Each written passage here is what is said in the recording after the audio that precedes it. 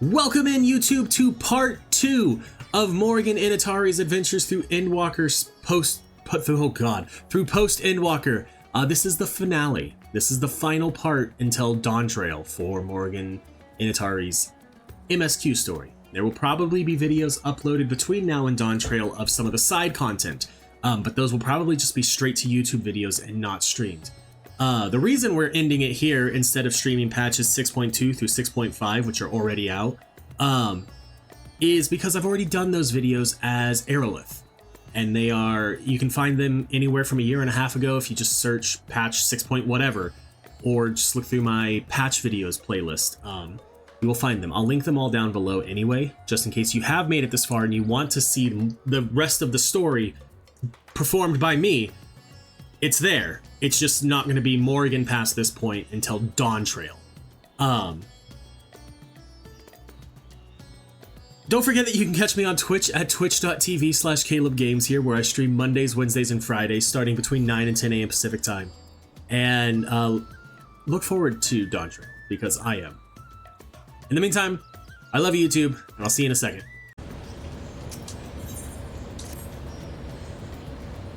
Shall we begin?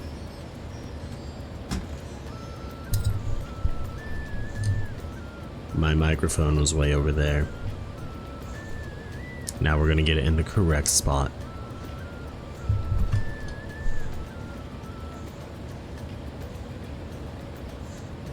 Shall we begin? If we are to spend the treasure wisely, then we must first determine which groups would benefit most from monetary assistance. Some of my citizens may find it intimidating to speak with the satrap directly. So I would ask that you act in my stead. Morrighan, you are to visit Akyali and Yedlamar. Speak with Matsiat and his people and listen to their grievances. Estinian, I bid you do the same at Palakistan. I will be conducting my own inquiries at the Giant Skull grounds. Once you believe you have ascertained the needs of the populace, we can reconvene at Meghaduda. Alright. So let's go to Akyali then. Quickest teleport I think is going to be Yedlamad. Oh, Morrighan, I was so glad to see you had returned unharmed. You finished with the boat then? Anything the village desperately needs? Well, I suppose Alzadaal's loss hit us the hardest. I've been trying to find buyers for my fish, but although I sell a few here and there, it's so much more difficult than it was before. Everyone's still struggling to rebuild their lives. For now, we're just banding together as best as we can. Okay.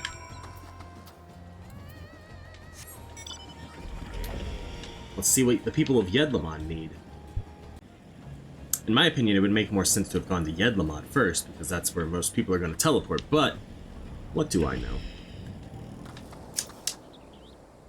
Greetings and welcome, traveler. If this is your first visit to Thavnair, then you must try my special Amr Lassi. Its refreshing zest cannot be beat. What could such a wonder cost, you wonder? Or what? Yes, that sentence was correct. Normally, I part with 3 bottles for the generous price of 19,800 gil. But for you, I'm willing to go as low as even 10,000. You'd be practically stealing from me.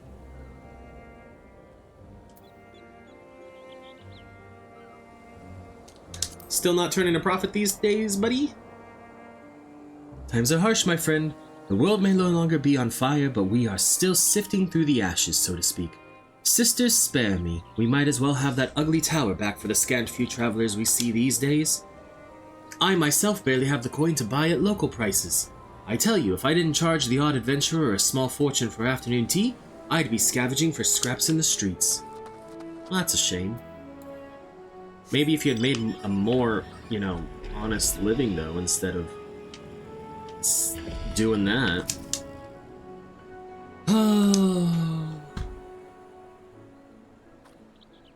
How fares the port? Well, it's in shambles, isn't it? The trade routes are open once more now that the danger has passed, certainly. But no small number of merchants have had to sell their ships to make ends meet in the short term. Add to that the sailors we lost in the final days, and it's little wonder the flow of exports is no more than a pitiful trickle.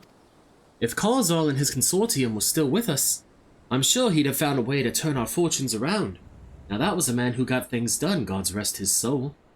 Okay, we've spoken with key local figures, gained an understanding of the populace's hardships. Varshan awaits at Meghaduda. And I believe their hardships are they don't have like a central export person anymore. So we should probably spend the gil to set that up. Well, I did not mean to. Apparently the streets of Alzadaal aren't safe, and I feel like I have to use my mitigations. Ah, my advisor's return. I've just made it back myself. Why do you retain this vessel now that your true form is known? You could have flown across the island in a fraction of the time. Be that as it may, the sight of a massive creature descending from the sky can still be startling to say the least. And there are few places I can enter comfortably without risk of flattening some cart or stall. Fair enough. As for my inquiries, the people of Palakistan were unanimous in their reply. They are surviving. Resources were stretched to the limit when refugees were pouring in, but they persevered with some assistance from Yedlamad. From what I understand, they have always been an independent community, hunters and foragers and the like. I was assured that the jungle provides for their needs, for the most part. Palakistan has weathered the disaster better than most, it seems. I myself heard good news and bad. The quarrymen were cautiously optimistic, having just sold a full wagon of giant skull to a foreign trader. But such visitors are few and far between. Compared to our best years, the weight of stone leaving Thavner has been light indeed.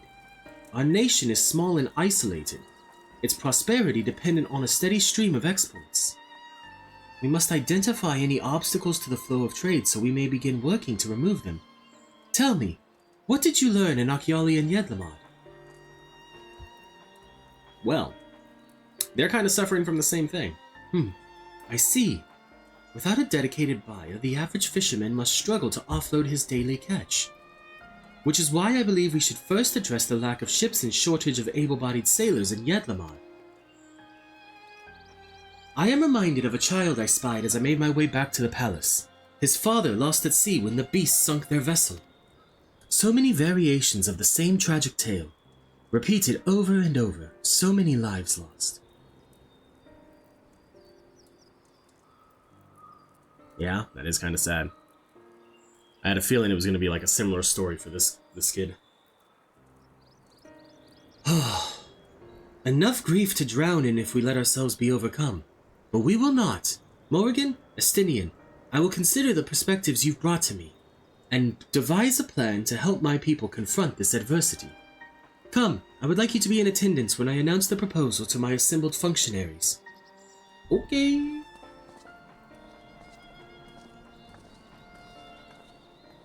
I don't know if I feel right being here, but whatever you say, buddy.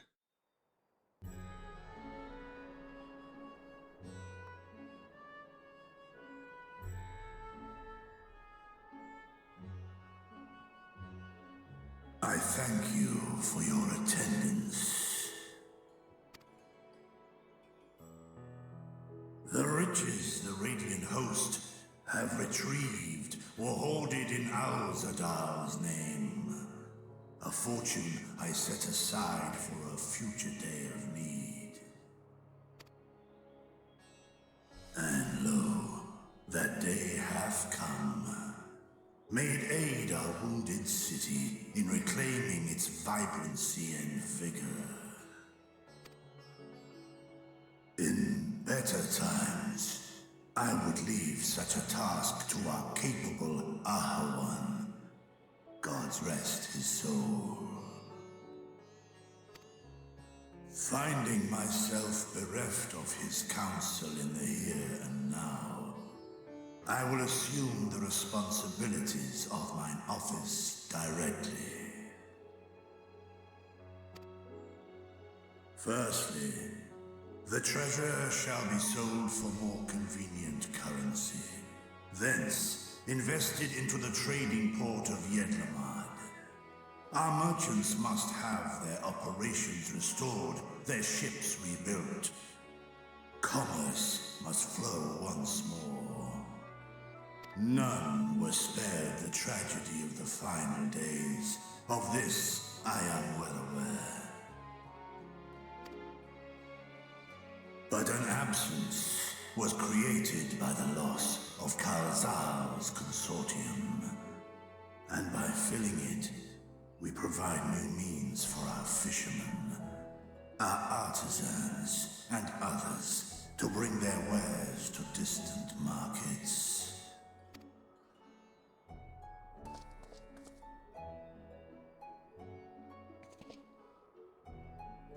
And what of the children who were left without family to care for them? Fair question, Estinian. That is a concern which weigheth heavily upon my mind.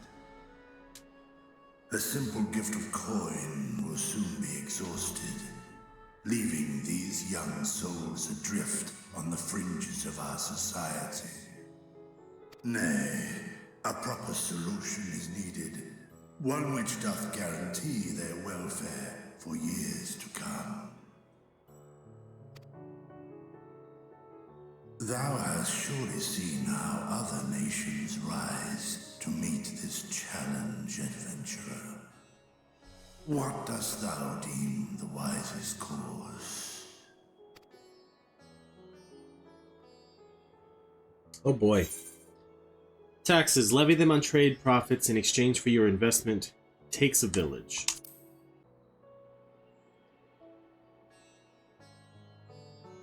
Of course. We must all look out for one another.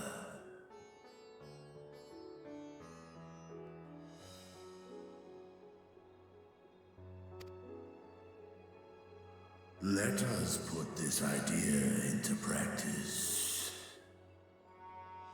A contract shall be written, requiring all who receive of Alzadaal's treasure to commit a portion of their future earnings towards the running of an orphanage. Now, such an influential policy is deserving of a worthy name.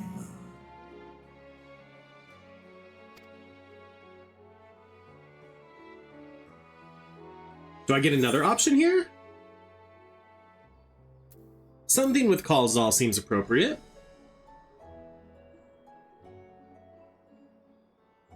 A fitting candidate. Alzadaal should be remembered, not as the blasphemy which terrorized Thavne, but as a hard-working and generous man who brought much wealth to our shores. Do any among you object to this proposition? Many here lost loved ones to the beasts. In that time of strife, any one of us could have broken. Any one of us may have been taken by despair. When I think of Alzadaal, I feel no hatred. Only a stinging regret that we could not save him as well. Isn't that right, men?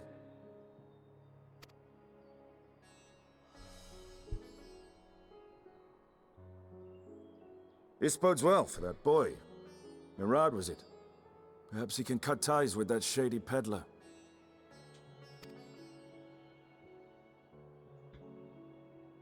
Then let it be done. Henceforth, this initiative shall be known as the Alzadaal Foundation. Hell yeah. Nabdeen, thou art to assemble a patrol and ensure that no child in this city liveth in squalor.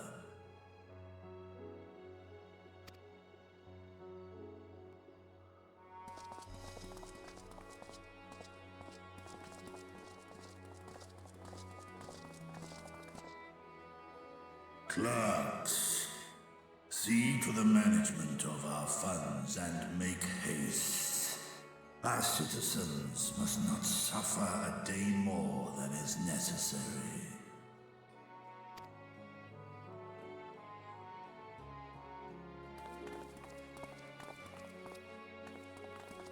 Dragon and man, side by side in pursuit of a brighter morrow. I'm reminded of Ishgard. There are a lot of parallels. Or at least it feels like it right now.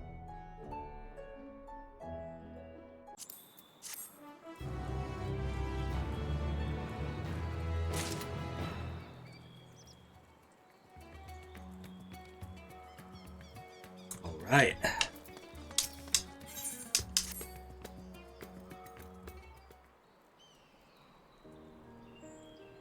Thank you for putting forth Alzadaal's name.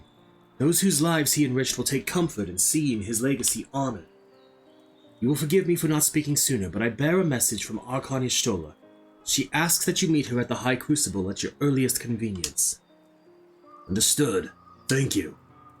Y'shtola must have finished her study of the Void Gate. Shall we hear what she has to say then? I will go with you.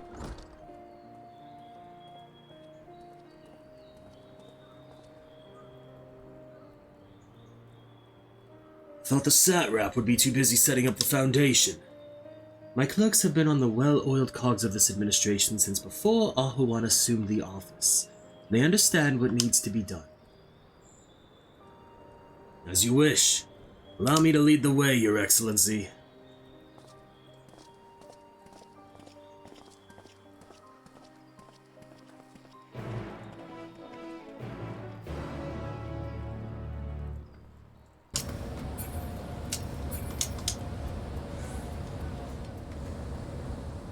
I do wonder what Y'shtola has for us. What'd she learn about this thing? And is it voice Right, acting? here we all are. Yes, it is. You discovered something new. I took a closer look at that device. I was able to determine how it keeps the Void Gate sealed, but not how it might instead be employed to expand the opening. For that, I would need to reference the technique developed by Vrtra's alchemists, no records of which appear to have survived the intervening years. We know this, so why have you sent for us? Have you learned aught of value or not?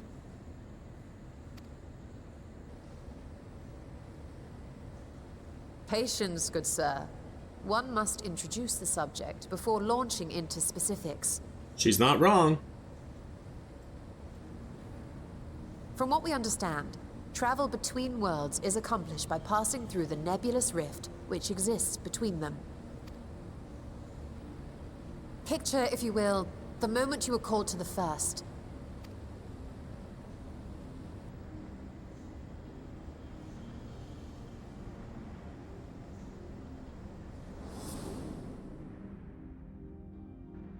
You touched a focus of some kind to help the Exarch pinpoint your location. His summoning spell then channeled the energies of the Crystal Tower to begin your journey to his world.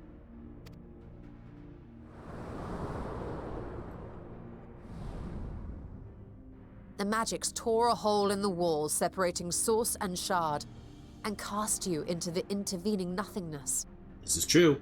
Look at all these memories. Gosetsu, Urianger, Aimric, Yotsuyu, Gaius. In that place, the laws of nature hold no sway.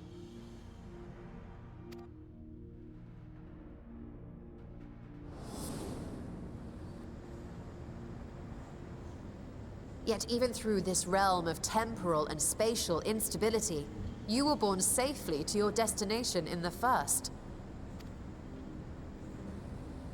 The feat that guided you across such an unimaginable distance, both physical and metaphorical, was nothing short of a miracle.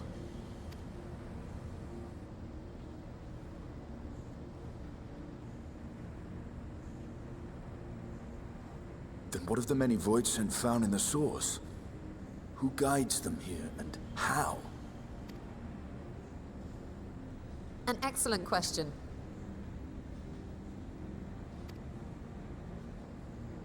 Though there are several methods by which the Void's denizens might intrude upon our world, The rituals of summoning are the most typical. For example, let us consider the gargoyle, a creature of middling power.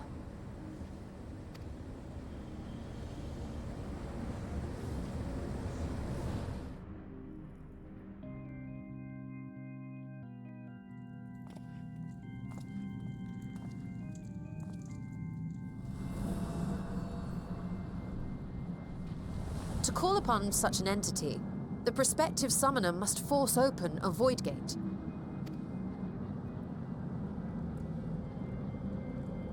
The portal lasts but a moment and is relatively small, allowing only an imp or other lesser being to squeeze through with their physical body intact.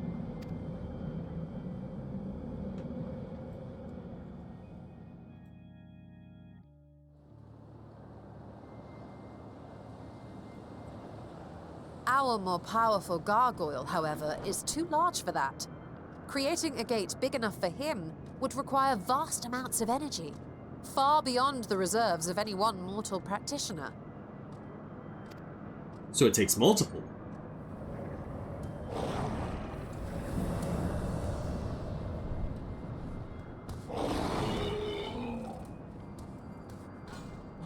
Instead, 'tis far more common to bring over only the entity's soul. Oh. We had a taste of that ourselves when a certain exarch dragged us to the first.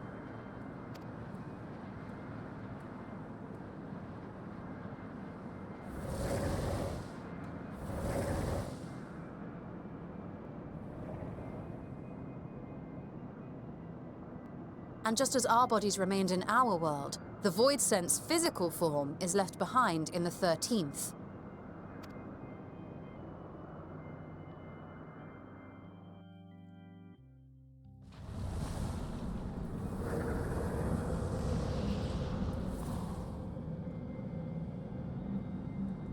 And then it's like channeled into a statue or something. Once at its destination, the summoned soul is granted a temporary shell to inhabit. In the gargoyle's case, a stone effigy has proven a suitable vessel.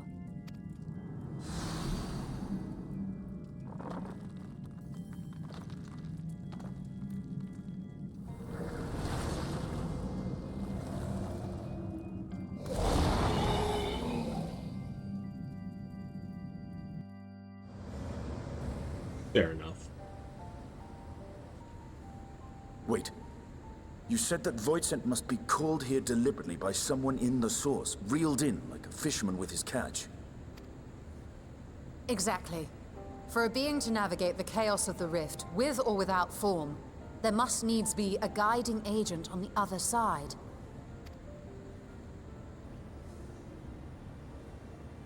When the hordes poured forth from Alag's Great Gate, it was the technologists who drew them through. Though to my knowledge, planar fissures are in essence natural passages between our world and the void, which require no such guidance to traverse. Okay. Why is only the boundary between the source and the 13th so fragile? So much so that it often tears open of its own accord. I believe solving that mystery is key to understanding travel between the source and its reflections. And how do you intend to get your answers? By opening a void gate. No, the danger is too great.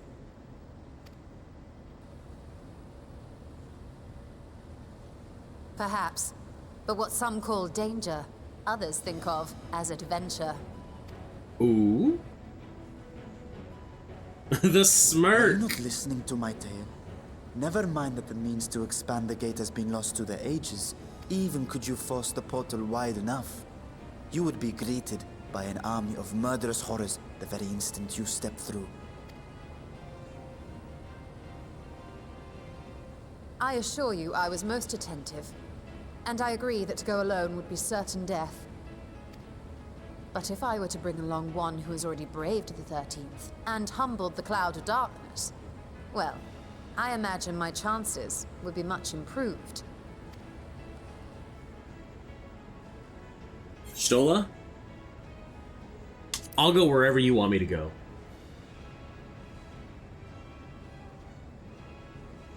I had a feeling you might say that. I had a feeling you would say that too.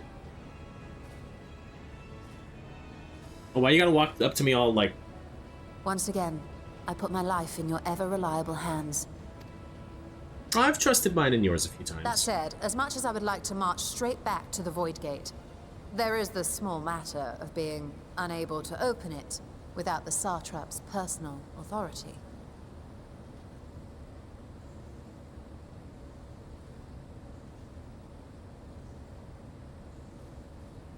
As I've said before, I will grant you and yours any boon you choose to name, provided it does not endanger my people.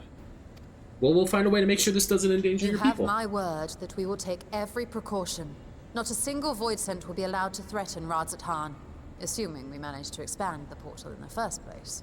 And we will. You have a plan. Of course she has a plan! You do have a plan, right? Actually, I had hoped you might help us with that. Uh-oh. I presume the alchemists you retained supplied you with some explanation of their methodology. That they did. House Daimir was overseeing the project. Daimir. Ah, yes. The family associated with the great work.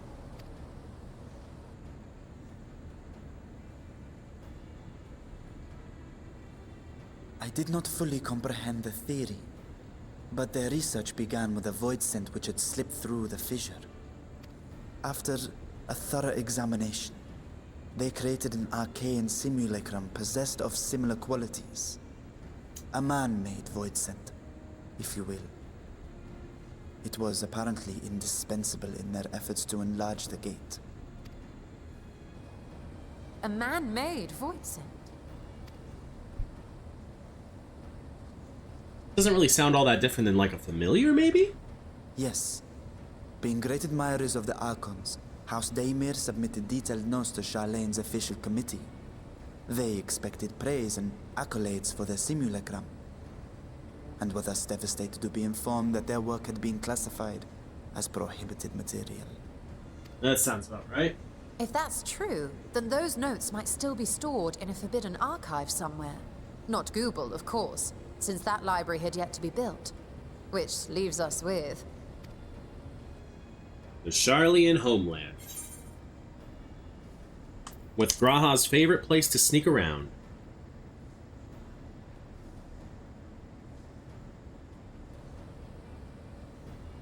Indeed. Numenon's restricted stacks may very well hold a copy.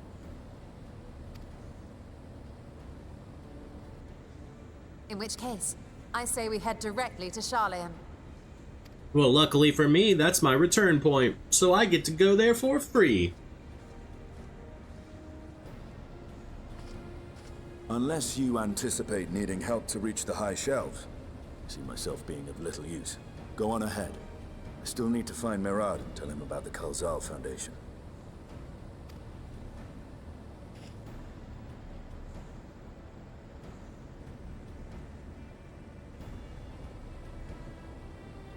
Let us be on our way as well.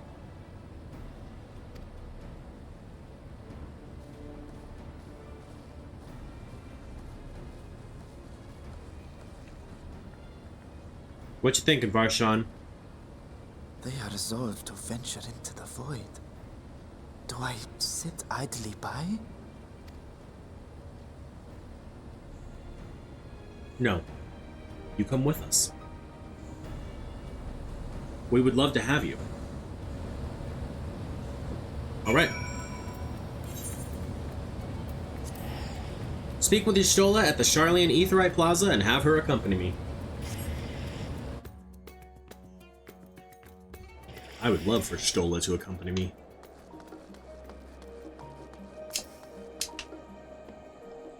If we're to enter Numenon's restricted archives with a minimum of fuss, then we must secure the permission of the Forum. First, however, we shall need to enlist the cooperation of a member to broach the matter on our behalf. Who do you think might be inclined to assist us? Montashane. No one springs to mind? What of Scarlark Montashane? He did come to Graha's defense during the inquiry, after all. That he did. is settled, let us head to Phenomenon and see if he's willing to help us once more. Alright. We're gonna take the quick way though, Stola. So, use the Ethernet.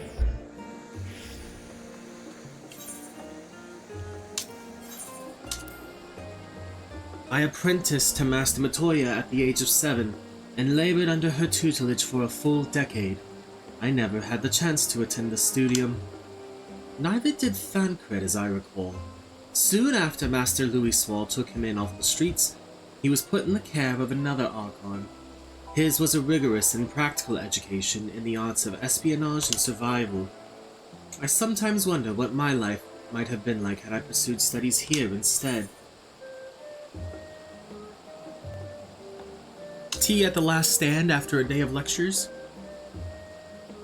Oh, that does sound lovely. Afternoons with friends spent sipping tea and debating theories. Still, I wouldn't give up my time with Master Matoya for the world.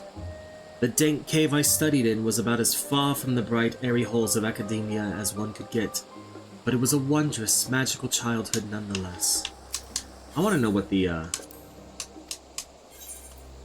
Should I wonder as well? Option was.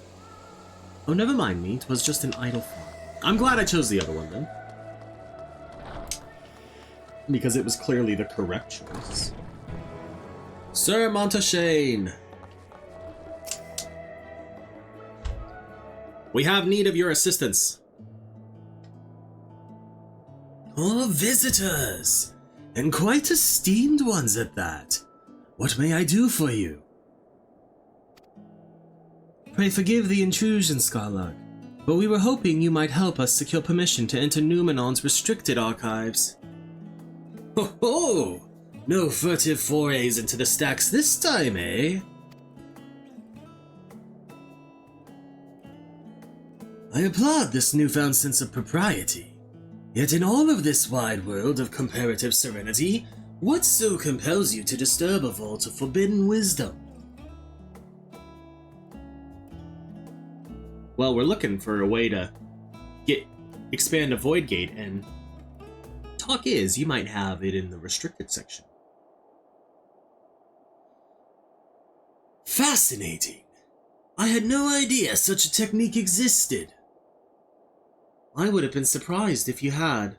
If my assumption is correct, the research left behind by House Daemir has lain dormant in Charlene's archive for many centuries.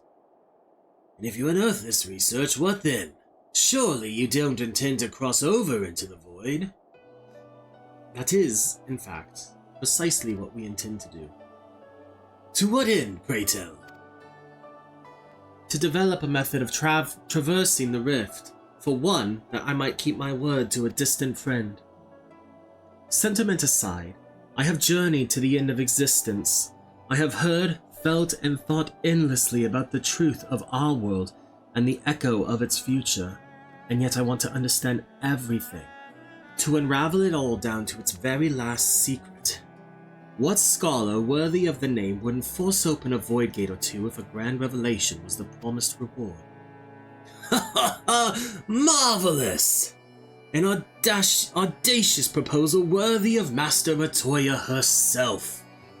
And after hearing the whys and the wheretofores, I for one do not believe you would use the knowledge for ill. I see no reason to not to present your request for the forum's consideration.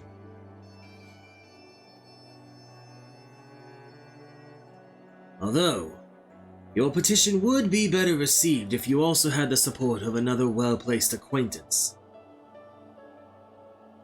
Fortunault? Why, Master Fortunault, of course! He can hardly ignore an earnest request from his dear children's most treasured comrades. I was hesitant to approach him directly, but there is no denying that having Master Fortunault on our side would tip the balance in our favor. Very well, we will pay a visit to the Levieur estate and plead our case. Now, one last thing before you go. I would consider it a personal favor if you might share with me the discoveries you make in the void. My appetite for knowledge is every bit as insatiable as yours, I'd wager, so if you could see your way to indulging an old man's curiosity. Of course, Scarlark.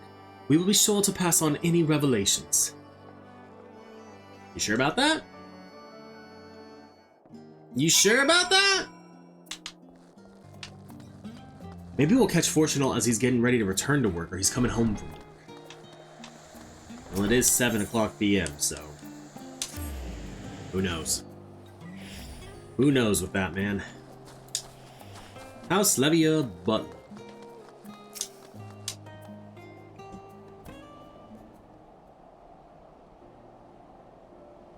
Oh, Mistress Morrighan, Mistress Y'shtola. How may I be of service? We've come to speak with Master Fortunal. Is he home by any chance? Yes, the Master is in residence. I shall inform him that he has guests.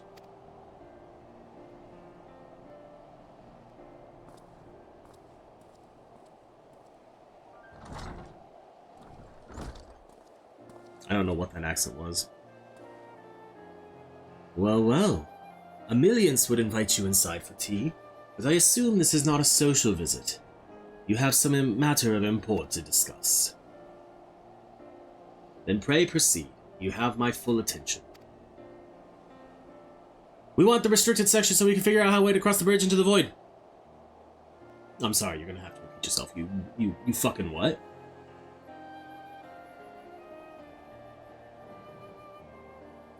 Well, I suppose I should praise you for following the proper protocols this time. Scholar Montaigne expressed much the same sentiment. I assure you will not attempt to circumvent the Forum's authority again, unless it is absolutely necessary, of course. Of course. You do understand that the restricted archives are restricted for good reason, yes? If no pressing need exists, then why risk the consequences of employing this forbidden knowledge? For a brother who misses his sister, she was his guardian and his friend, a selfless hero who crossed the rift between worlds to save her homeland from horror and suffering. But the brother has given up on thoughts of reunion. He spends his efforts elsewhere, watching over a people, yet healing from the flames of the final days, loyal to his duty while betraying the longing in his heart. 'Tis no vital mission, perhaps, reuniting these siblings, but it feels a worthy cause to pursue all the same. As one who feared losing his own loved ones, and spent years in research to prevent it, surely you appreciate how painful such a separation must be. Sneaky. Little underhanded. I like it, Y'shtola. Reflections are still very much a mystery to us. Offering to share your experiences in the first should constitute a fair exchange for our cooperation.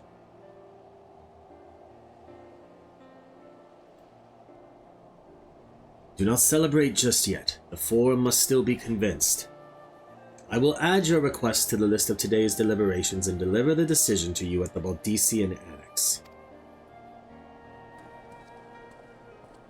Fair enough. Alright, Y'shtola. To the Baldician Annex.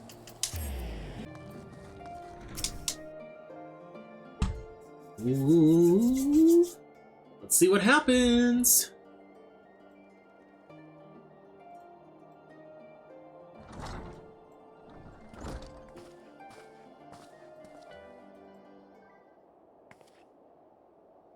So, what did the Forum decide?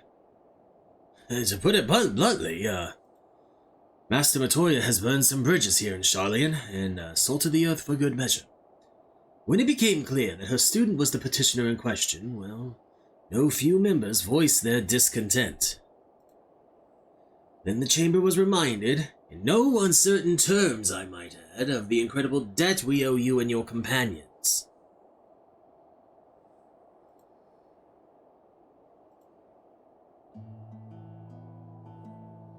It served to silence the grumbles and stiffen a few spines, and it was agreed that allowing your entry to the archives was the least we could do in return.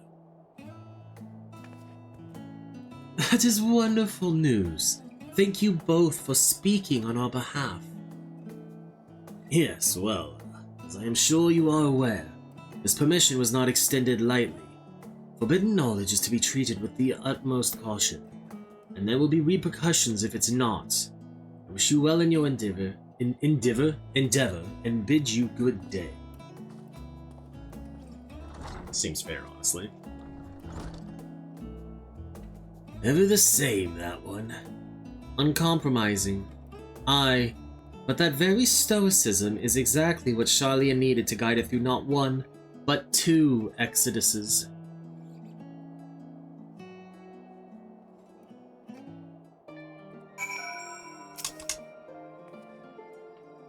That went rather well, I think. As a child, I dreamed up any number of schemes for getting my hands on those forbidden tomes, and now I can simply walk in through the door. Our focus will be on finding House Daymare's research notes, of course, but the thought of so much knowledge at my disposal has me feeling a little giddy. Alright, Monteshane. You'll be heading directly to the archives from here, I presume. You presume correctly. And you'll want to speak with the index page when you arrive. It's been instructed to grant you access to the restricted section. Excellent. Once again, we thank you for all your help. Oh, it was my pleasure, believe me. May you find the knowledge you seek. Shall we? She's accompanying me again. Let us be on our way, Stoller. It's quicker to go to Studium. Maybe not with how long it took me to figure out which of the teleports was correct.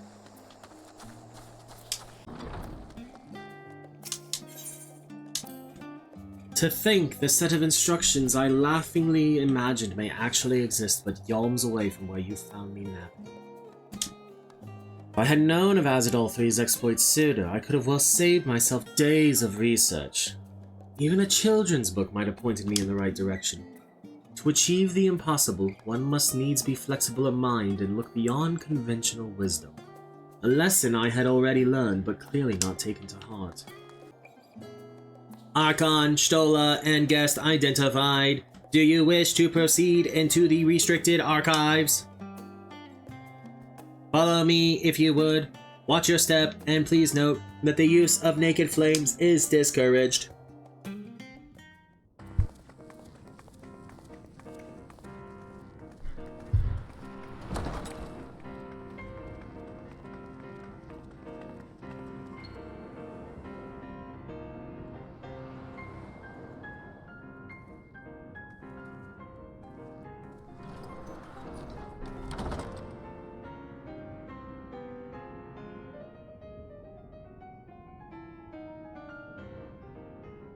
If House Damia's notes are to be found anywhere, it will be here.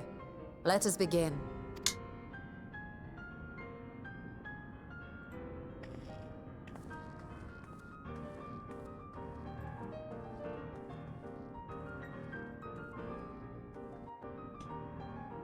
I love the remix of the Great Gooball Library thing. Alright, so now we gotta find the House Damir notes.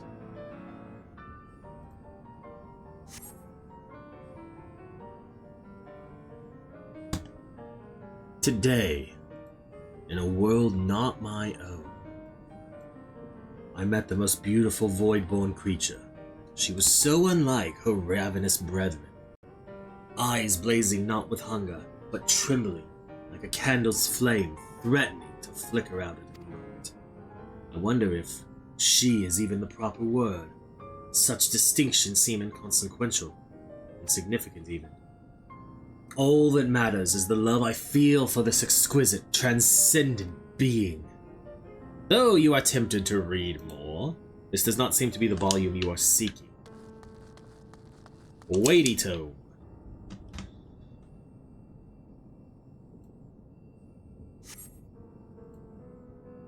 In the year 1564 of the 6th Astral Era, the Amalja summoned Ifrit, their patron god. Accounts describe the being as a gigantic, lizard-like being with a potent command of fire-aspected magics. If we consider that primal summoning is an act fueled by faith and prayer, it is unsurprising, if not expected, that the resulting deiform entity should manifest the appearance and powers, which is attributed by its researcher or worshippers. What, then, might emerge from the ether, should one who believes in an almighty omniscience attempt the same ritual? Would the scholar himself grace us with his presence? Some other embodiment of divine sagacity? Could this man-made god truly be all-knowing? And if it were, whence would such knowledge arise? I myself have many questions concerning the nature of the ancient world. With no spell to transport me back to the days of old, could I instead summon a being possessed of encyclopedic wisdom of every age, yet with no means to verify its pronouncements? How could one be certain they were true? Though your mind spins with the possibilities discussed therein, this does not seem to be the volume you are seeking. Leather-bound log.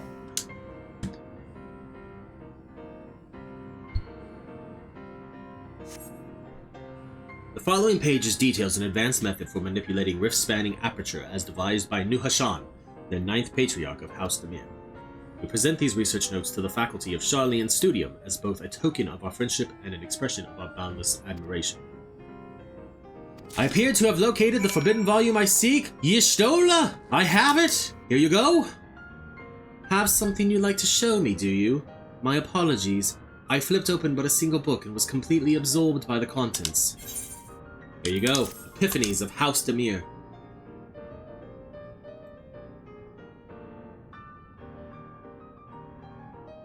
Well done, Morrighan. I think you have found our prize. Ooh.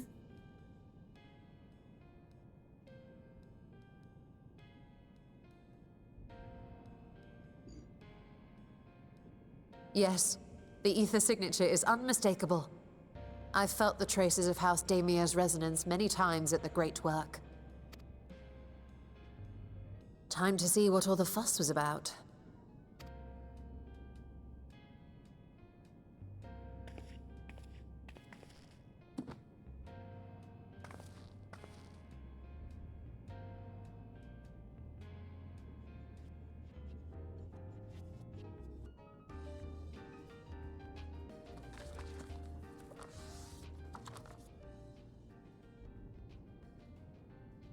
Among the ranks of the Voidsent, there exist entities with the power to call forth their brethren from beyond. The species known as Atomos, however, is uniquely prodigious in this regard.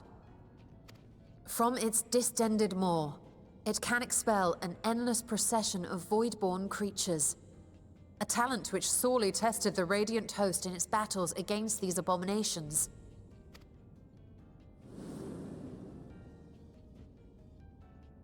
Surmising that the entity itself was acting as a void gate, we endeavored to capture a small specimen and subsequently examine its physiological structure. Our findings revealed that the Atomos had absorbed a planar fissure into its own flesh, which it could expand at will into a functioning gate. Interesting. Upon further analysis, we identified an ethereal wave pattern emitted during this process. A pattern we were able to emulate by passing crystal-stored ether through a specially designed prism. We proceeded to embed said prism into an arcane simulacrum, thus completing what we have dubbed our artificial Atomos.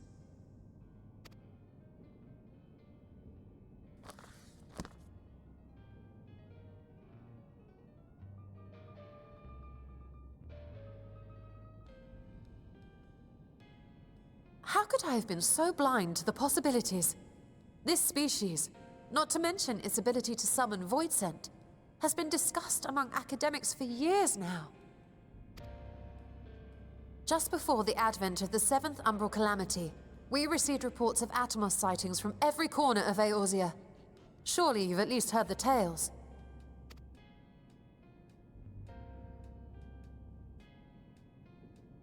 And still, House Demir went and built a mock Atomos of their very own.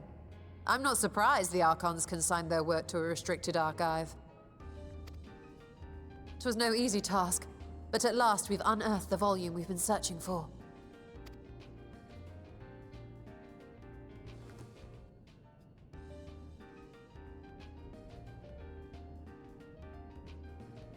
I'd be lying if I said I wasn't tempted to stay longer.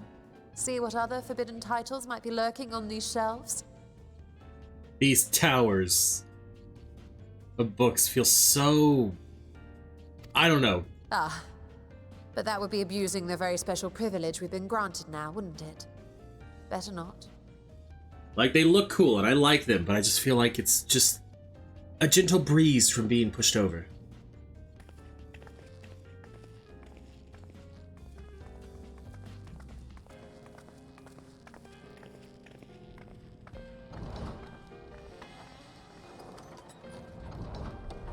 I believe the cutscene is winding down, so,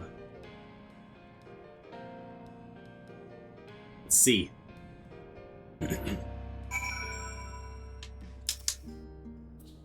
As much as I would love to start crafting the Atomos, I'm afraid this is far outside my field of expertise.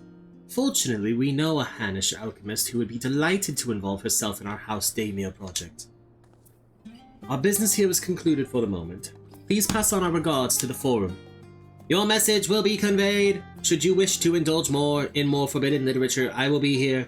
Patron mode disabled, security mode engaged. If anyone can help us, Nidana can.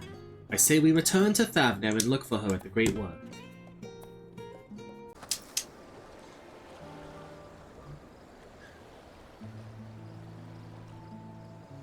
Y'shtola tells me you are pursuing a most fascinating study, and that you want me to be a part of it.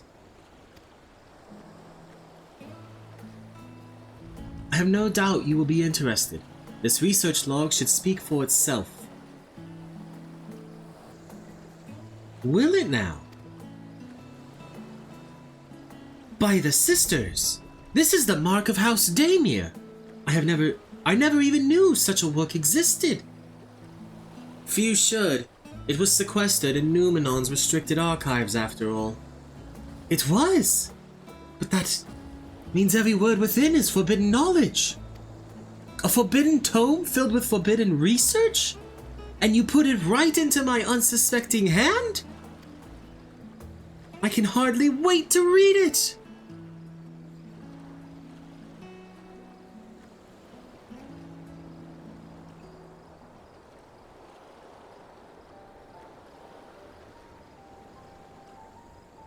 To think the Daimir were in developing such marvelous techniques so long ago. How many innovations have been lost over the centuries, I wonder? Now that you've glanced over the notes, what say you to helping us build a new mock Atomos? I say yes!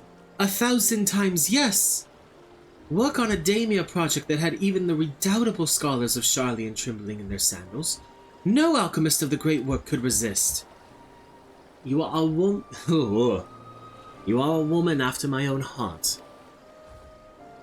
Oh, I suppose I should ask, what do you mean to do with this big mouth simulacrum once we've built it? Well, we're gonna open a void gate. So there's a secret void gate, and it's sealed in the ruins at the bottom of the bounty.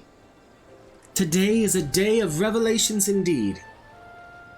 If the purpose of our man-made Atomos is to expand this hidden portal, then I will need to see it for myself, I think.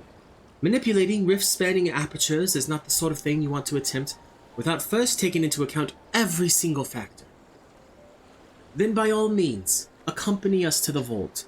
I plan to lead us back there shortly once we've finished gathering the components I require. Okay, what do you require, Stoller? Sharlayan's markets provided the raw aquamarine and pure water crystals, but I might need help obtaining a small quantity of astrally infused water. For such liquid, you need to go no further than the font of Maya. The ascetics of old once favored the place for their meditations, and the water which pools there now is known to enliven the flow of ether. That sounds perfect. If you would be so kind as to fill a flask at the pool, I will petition Vrtra to join us. The idea I have in mind won't amount to much without his authority to command the Void Gate. Shall we be about it then? We meet back here anon.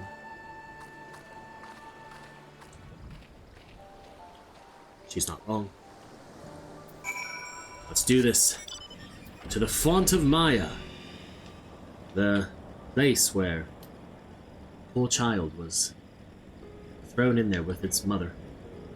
That child sank like a frickin' rock. Like, that is the most dense baby. No floating at all. Just boom. Straight to the bottom.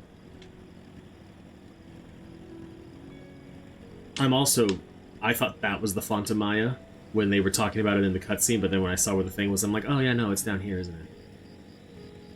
Is it below the water? Or is it just over here? It's just right over here. Astrally dense pocket. Bum, ba-dum, bum, bum, bum, bum. And now, we return to the great work. Do you have that flask for me? I do. Here you are. Yes, this should suffice. Thank you, Morrighan. Let's take the skill speed. I took spell speed because I'm... Stola is eager to depart for the vault. Look who I came across. A Stenian seemed in need of diversion, and we, in turn, may have need of his lance. Right then, now that our little party is assembled, let us make our way to the ruins. We have need of Matzia's boat again. Not this time. Once Stola informed me of our destination, I arranged for a vessel to be made ready at Akyali. Your Excellency is ever the gracious host. Shall we?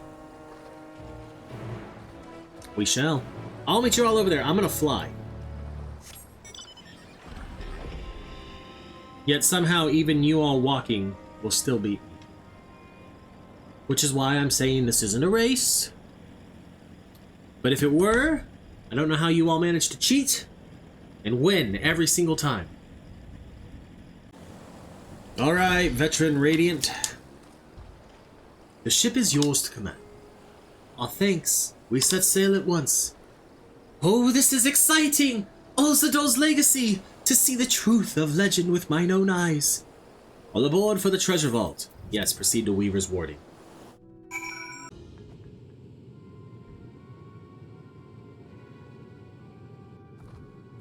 The ruins alone were impressive enough, but I never dreamed such a treasure lay hidden in the depths of the bounty.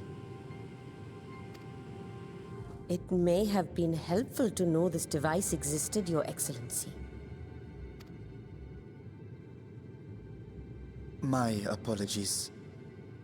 The gate was a secret I shared with none but my closest advisors. I feared for what might happen should those with ill intentions learn of its existence.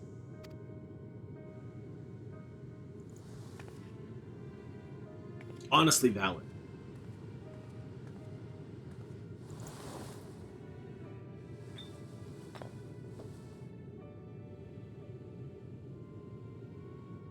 What is it you're doing now?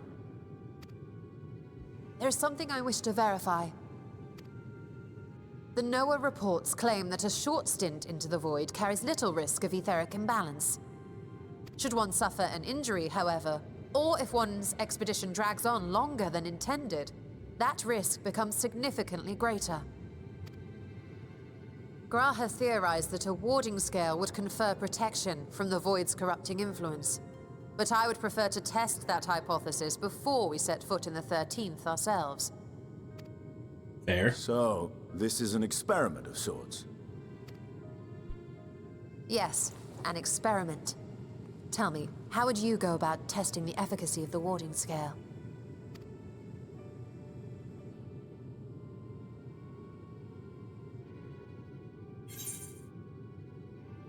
Say nothing and look meaningfully at a Stydian. Maybe send a familiar.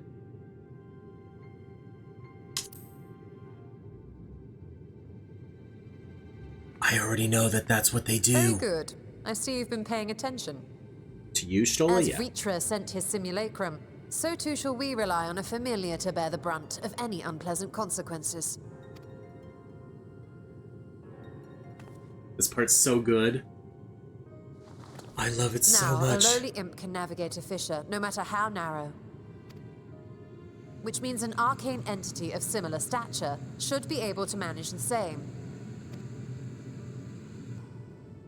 I hadn't wanted it to come to this, but no other familiars will do, I'm afraid.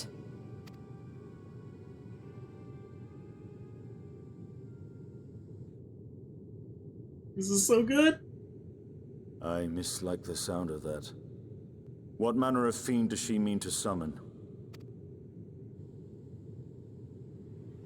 From ocean rise and cloudbank form, from mountain spring and rainfall storm, from river flow and life be born.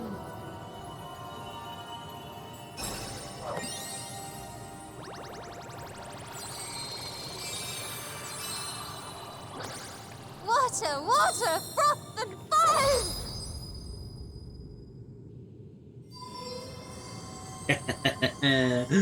I love it so much. Her little playful side comes out. And we all have your arms. I fear she's been possessed.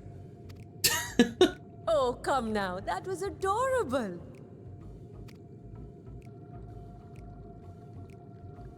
Water, water, froth and foam! Time to play! She's embarrassed.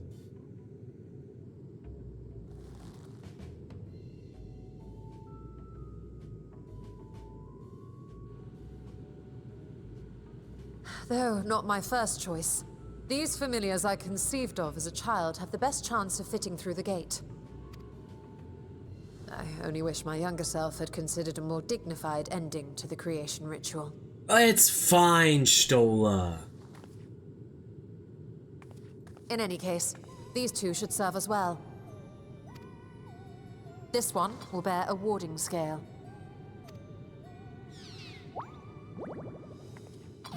Just shove the warding scale right on in, huh? And when they return from the 13th, we can observe how the talisman, or absence thereof, has affected the progress of the Void's corruption. If I could impose upon you to open the gate. Your Excellency? Ah, yes, of course. He still was in shock at just Y'shtola. We should also be wary of void scent slipping through while we conduct our experiment. Estinian, you are to keep Nadana safe from harm. As you say. You had best be on your guard as well. Froth and foam.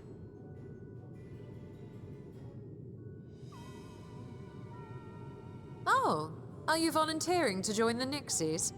I could shrink you down, you know.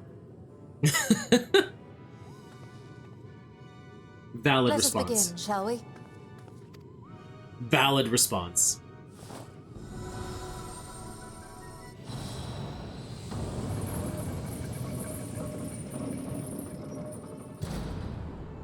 Nixies, into the void.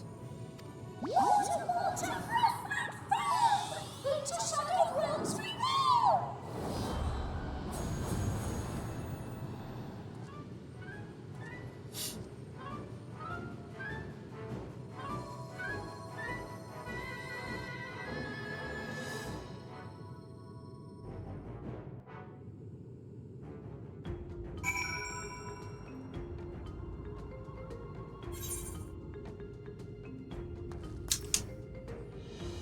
Now we wait here at the destination. Which I'm pretty sure has more voice acting.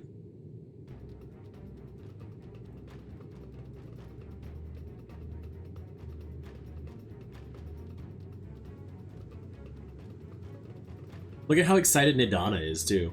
She's literally sitting there bouncing. I think we've waited long enough.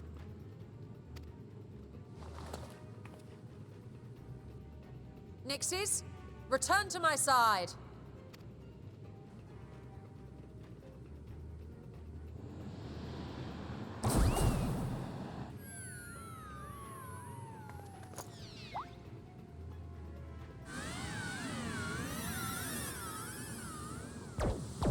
Aww.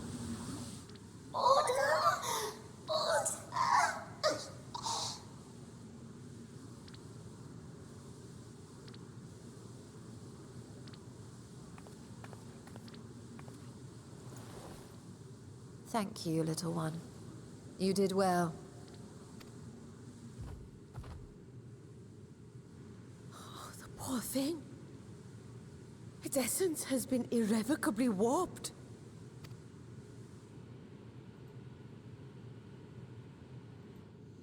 I cannot lie.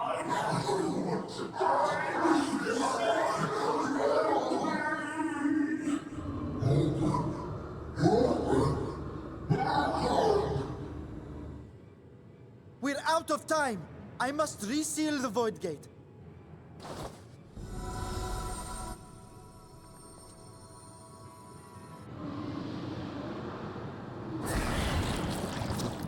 They're coming through!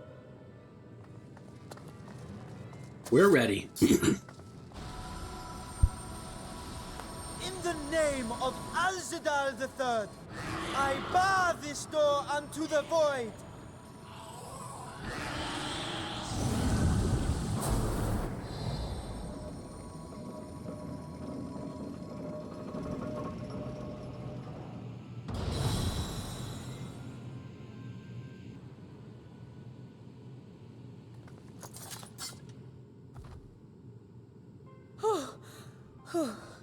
Well, that was a sharp lesson in the dangers of void gates. It was indeed, but it was fine. Nobody got hurt except for the poor little Nixie. And what of our experiment? I'd say the results speak for themselves.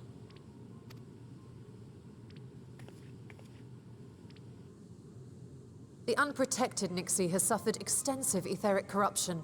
As Nidana observed, it's well on its way to becoming a void scent. The one merged with the talisman, however, appears unaffected. I sense no changes to its equilibrium. So the warding talismans do work then? Rest now, little ones.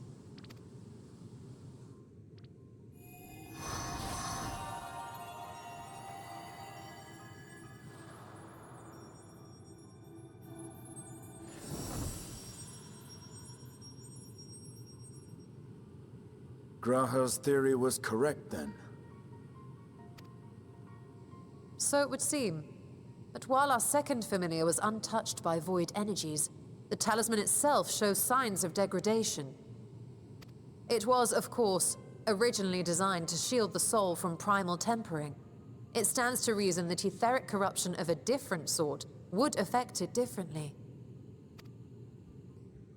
We may need to modify the warding scale's design to account for the 13th's uniquely unstable ether. You've said much of the Void's instability, but my imagination fails me. What manner of place is this broken world? My apologies. I forget that not all of us spend our days sequestered in dusty archives. The 13th is a reflection of the source that was drowned in a flood of darkness. In Emmett Selk's own words, this tragedy was a result of the Ascians' attempts to force a rejoining. They erred in their haste, and made of that world a useless void. You remember Una Kalhai, the unusual child we met during our troubles with the Warring Triad. He explained the fate of the 13th thus. The champions of that ill-fated world used a stone known as Auracite to contain the power of primals. But those self-same heroes were gradually corrupted by the Auracite's bleeding energies, transforming into fiends with an endless hunger for ether. By the time anyone thought to oppose them, Light's strength had grown too feeble, and the balance of the 13th tipped into eternal darkness. And what of your own experience? Will you tell us of what you observed during Noah's expedition? Yeah, that was only like a year and a half ago. We went to the Void and we fought the Cloud of Darkness. That about sums it up. And Cerberus. I can picture it now. The sunless, Stygian expanse, infested with legions of ether-starved monstrosities. A void in every sense of the word. What you have described in such lurid detail is exactly why I hesitate to encourage you. But you want to see your sister again, so you're going to encourage us anyway, buddy. Worry not, great Vrtra. Our journey into the 13th is but the first leg of a longer voyage. A voyage that shall lead us to other reflections, to new mysteries and discoveries. And I mean to be there every step of the way.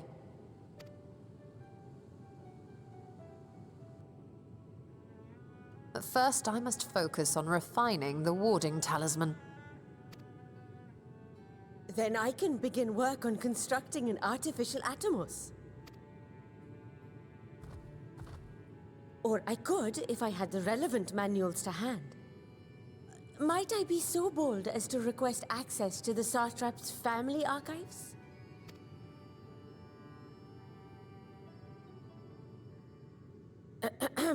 Your Excellency?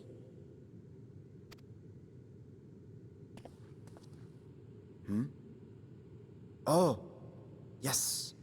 That can be arranged. I will speak to my officials upon our return.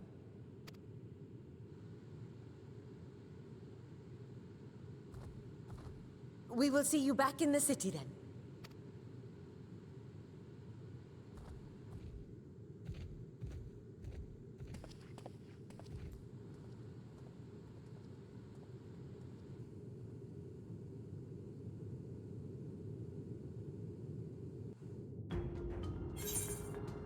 Boom, boom, boom. And now we are sitting down. Void cutscene? No, just was a long load.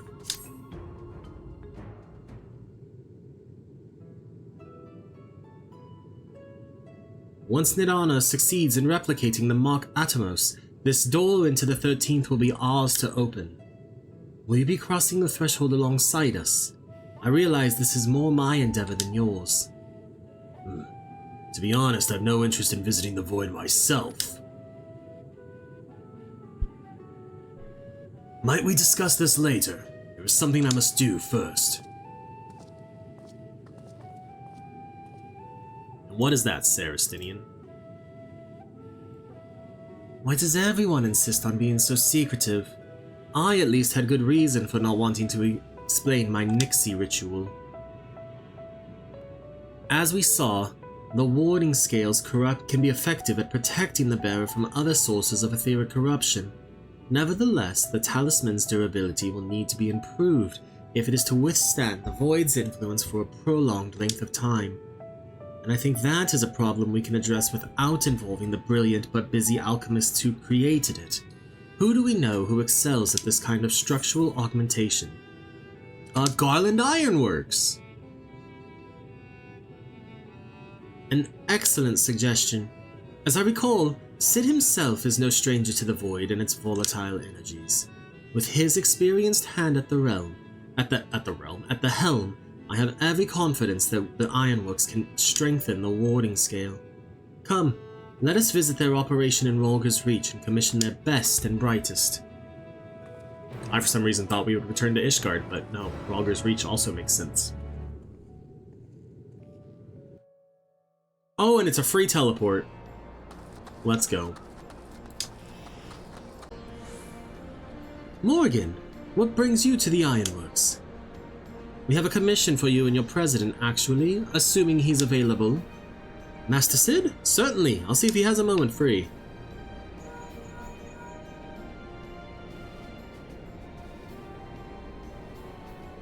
Bum bum bum bum bum bum bum bum bum bum bum.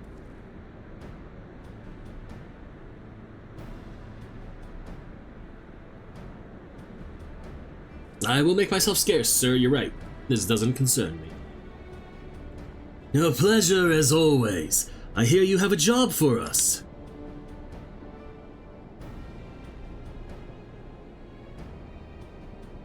Heading into the Void to find a lost dragon. That sounds almost pedestrian compared to your last adventure. Honestly, I don't know if you could say anything that would surprise me after Meteon in that bloody mess. Alright, let's take a look at this talisman of yours. You said there were signs of degradation. It seems some manner of corrosion has set in around a scratch on its surface, much as the void's corruption seeped into Nero through his wounds. In which case, our best bet may be to simply prevent the scale from being damaged in the first place. And how might we achieve that? We have a coating agent for strengthening trinkets and the like, but I'd be wary of applying any compound which might upset the scale's delicate alchemical balance. Far safer to dress it in armor. We'll construct a protective casing, one utilizing metal alloys with high ethereal conductivity, so as to not impede the talisman's primary function. A suit of armor, as you said. Nero has compiled data on the 13th, so I'll have him pitch in with the design just to be sure. Only it was such an ordeal to convince him to follow our safety protocols. In any case, we may find some time to untangle the particular. Nope. In any case, we may need some time to untangle the particulars. Understandable. We know how busy your schedule is, and the final result will doubtless be worth the wait. Ha! The hard part will be ducking Jessie and her constant barrage of demands while we sneak about doing the fun stuff. We'll see what we can do.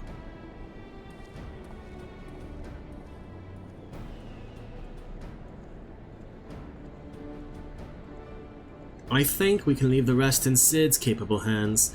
Let's return to the great work and see how Nadana is getting on with the Mock Atomos.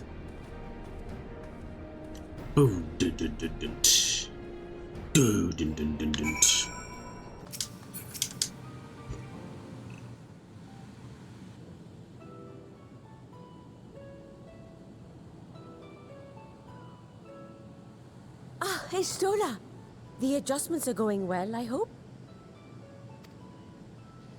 'Tis a lengthy process, but the end is in sight, yes. That's wonderful news. I myself had some good fortune searching through the Satrap's private records. What I found was a transaction log dated around the same period as when Alzadaal's legacy was built. It included a purchase list of highly exclusive alchemical components, and I knew I'd discovered the key to making the artificial atomos. I then visited the High Crucible to commission the materials. After I'd explained my requirements, I was beset by volunteers insisting I allow them to help with the entire project. The usual reaction to someone forcing open a void gate is to run for the hills. Harnish academics certainly are a different breed. The alchemists of old were cut from a similar cloth. The unknown held no fear for them. Indeed, they were ever eager to seek new knowledge, regardless of the danger. And were you not also fearless, heedless even, in your determination?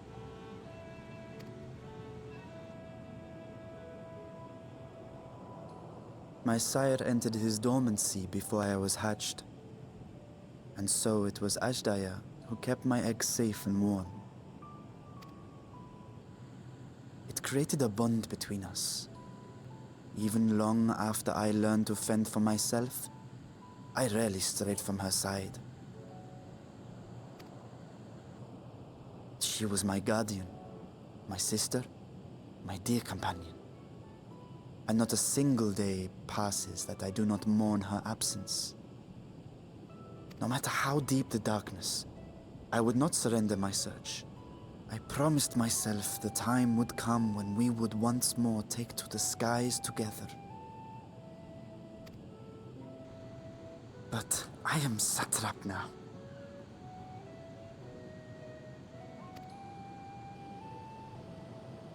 The Radiant Host is here to serve, Your Excellency. Nabdeen, what is this about? Celestinian told us of your predicament. For centuries you have protected Alzadaal, never showing your true self, hiding behind a curtain and living only in service to the people. Your dedication meant more to us than your deceit, and so did we accept you as our rightful ruler. After all that you have sacrificed for this nation, did you imagine we would begrudge you your heart's desire? We survived the final days. We are a strong and proud people. We, the Radiant Host, will keep Thavnair safe in your absence.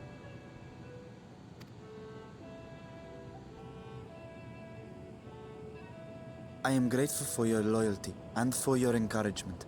And yet... Now you listen to me, Varshan. Oh, shit.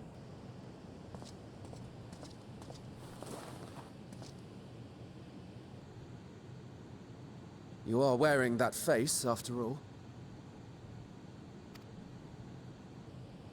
As I have told you before, you are a little brother to us all. And if you are family, then so too is your sister.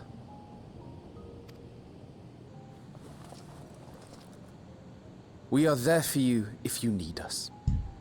But do not ask us to sit by and watch while you abandon a sibling you have ached to rescue for millennia.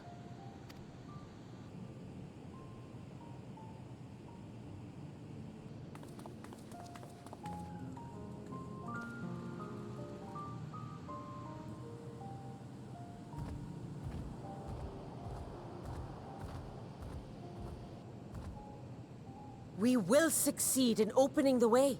It is only a matter of time. All you need do is prepare to step through to the other side.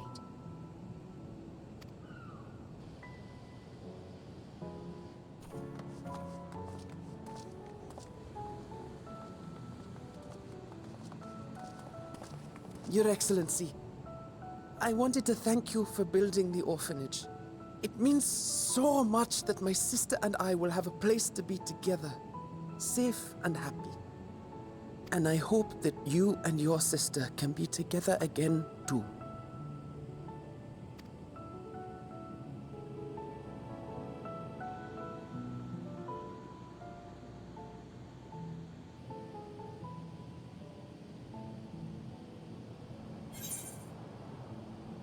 Protect them all. You must take heart. Yeah. We're not going to ask him if he's going to wallow.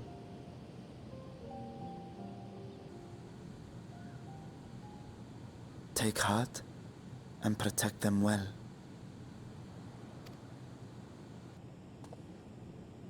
Such were the words I once said to you. And here I stand, failing to live up to them. If my heart is torn, I am fit to protect neither Ajdaya nor Alzadaal.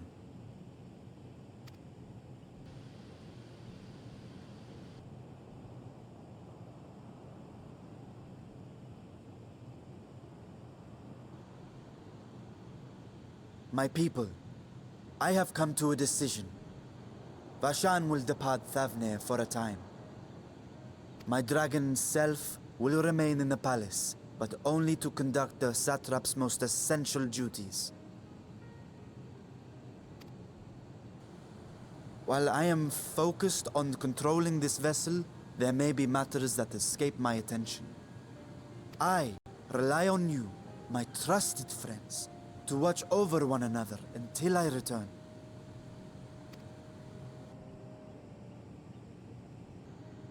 Take care and fair fortune, little brother. Many tears would be shed should you come to harm. I would not dare make you cry.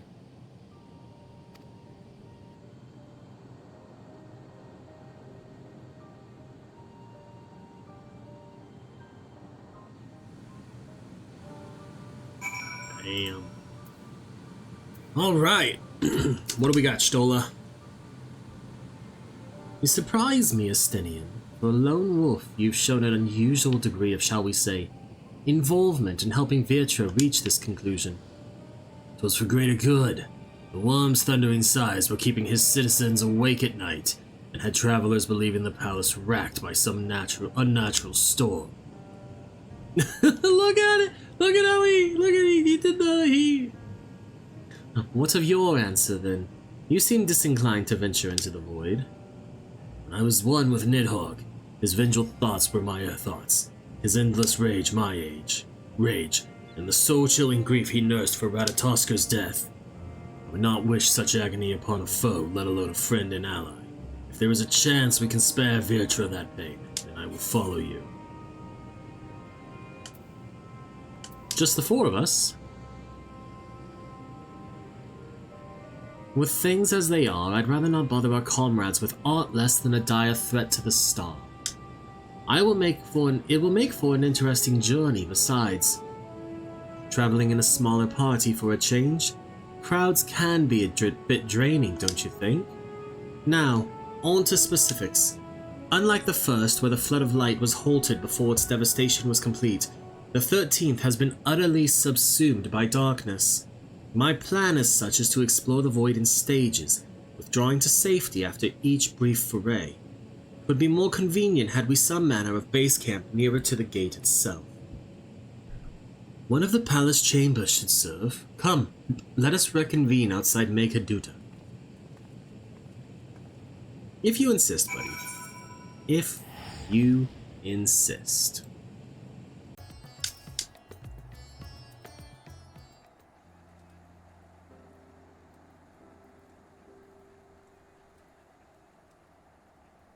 And so we will require suitable accommodations.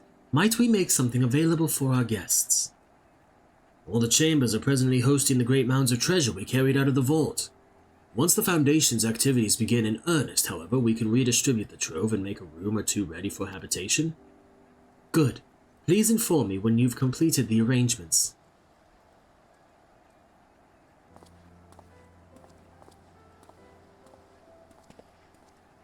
As you heard, we will have you settled in Mekaduta in due time. As ever, you are most gracious, Your Excellency. You risk yourselves to aid me in search for Alzadaal. Providing comfortable quarters is the least I can do. I only wish we knew more about our destination. The gods only know how long our explorations might possibly take, or what our chances of success might possibly be. Succeed or fail, I am grateful to you for convincing me to make the attempt.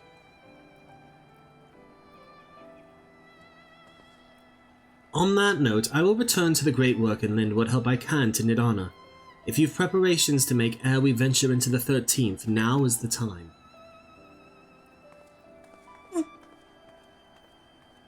All I need is my armor and my lance. Perhaps I'll train with the Radiant Host to pass the time before we depart.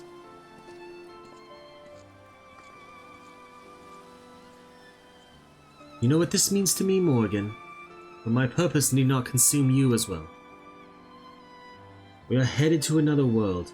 Find what joy you can in the experience, for you are a traveler, an adventurer at heart. This I know.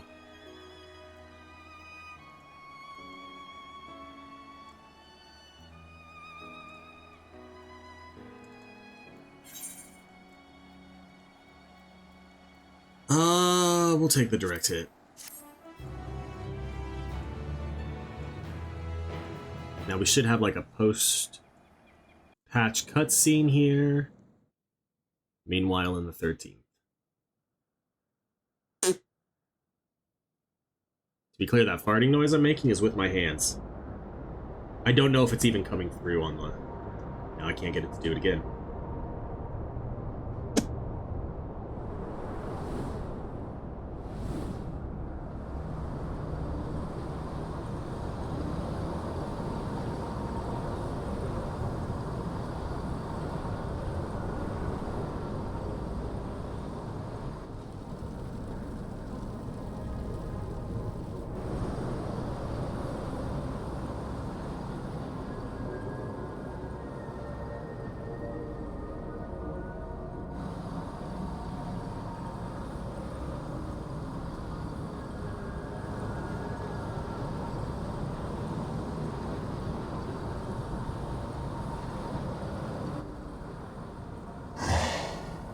Thus I am returned.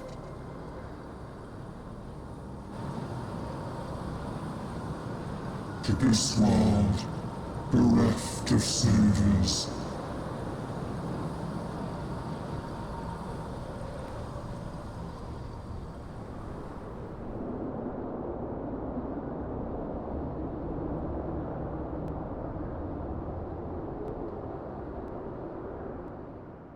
I am. Thank you all so much for watching the final part of Morrighan Initari's adventures through Final Fantasy XIV, honestly, but specifically Endwalker post-game part 2.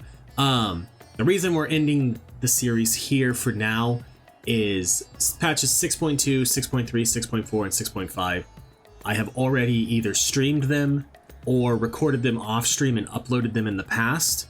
And I did those all with Aerolith, not Morrighan, obviously. But I don't really feel like rehashing them this soon is worth the time and effort to make those videos. I will link them down below. Some of them are over a year old already, so maybe, if you go back and watch them, you'll see some growth in my content. Or maybe you'll be like, oh my god, this guy hasn't gotten any better in the 2 years that he's been trying to do stuff. But if you made it to the end of the series, I appreciate it so much. It will pick up again when Dawn Trail drops in this summer. So in 5 to 6 months, we don't have an exact release date yet.